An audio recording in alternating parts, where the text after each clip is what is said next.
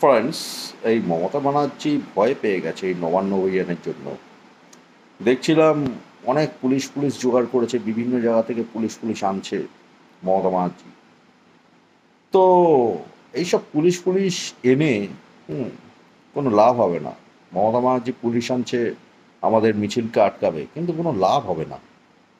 Supreme court high court থেকে মমতা ব্যানার্জির রীতিমতন হাত পা বেঁধে দিয়েছে।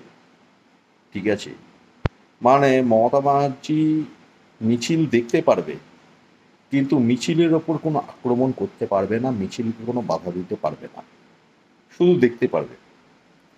যদি মমতা ব্যানার্জি মিছিলের ওপর কোনো আক্রমণ করতে যায় বা কোনো বাধা দিতে যায়, তাহলে এটাই প্রমাণ হবে মমতা ব্যানার্জি সুপ্রিম কোর্টের কথা মানছে না।